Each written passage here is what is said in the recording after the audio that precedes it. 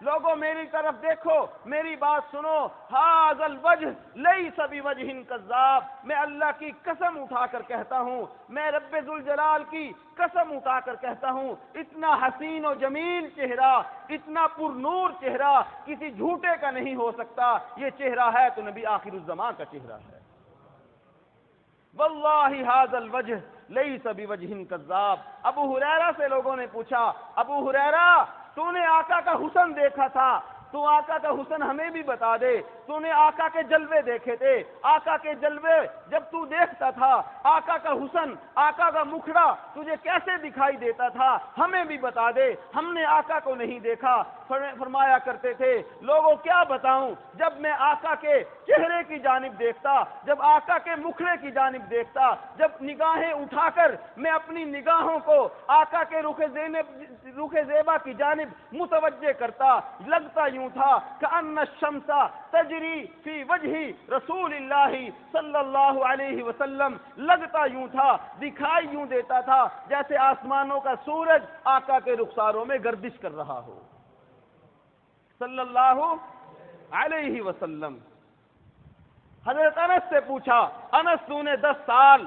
آقا مدنی کی خدمت کی ہے، تو بھی بتا دے آقا کا حسن کیسا تھا۔ حضرت انس فرماتے ہیں، کأن عرقہ اللؤلؤ، لوگوں کیا بتاؤں آقا کے حسن کے بارے میں، آقا کا چہرہ کتنا حسین تھا میں بیان نہیں کر سکتا، صرف یہ بتاتا ہوں کہ جب آقا کے حسین چہرے پر پسینہ آتا تھا اور ان پسینے کی بوندیں بنتی تھی، پسینے کے قطرے بنتے تھے، وہ پسینے کے قطرے ایسے دکھائی دیتے تھے جیسے چمکتے ہوئے موتی ہوا کرتے ہیں۔ ربیع بن معوذ رضی اللہ تعالیٰ عنہ سے پوچھا گیا، ربیع بن معوذ آپ بھی بتاؤ آقا کا حسن کیسا تھا، آقا کا چہرہ کیسا تھا؟ کہنے لگے، لوگوں کیا بتاؤں، کأنہ قطعۃ من القمر، لگتا یوں تھا کہ یہ چہرہ نہیں، یہ چاند کا کوئی ٹکڑا ہے۔ حضرت جابر بن سمورہ رضی اللہ تعالیٰ عنہ سے پوچھا گیا، جابر آپ بھی بتا دو ہمارے آقا کا حسن کیسا تھا،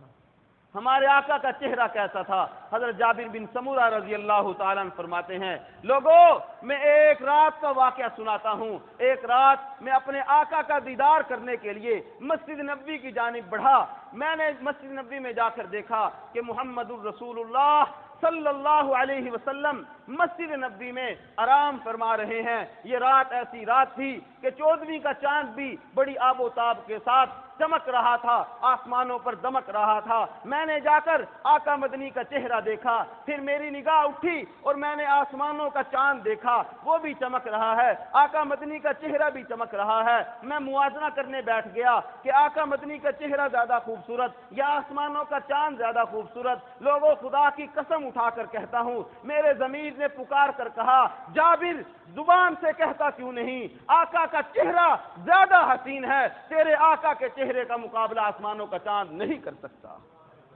چاند سے تشبیہ دینا یہ بھی کوئی انصاف ہے، چاند سے تشبیہ دینا یہ بھی کوئی انصاف ہے، اس کے منہ پہ چھائیاں، مدنی کا چہرہ صاف ہے۔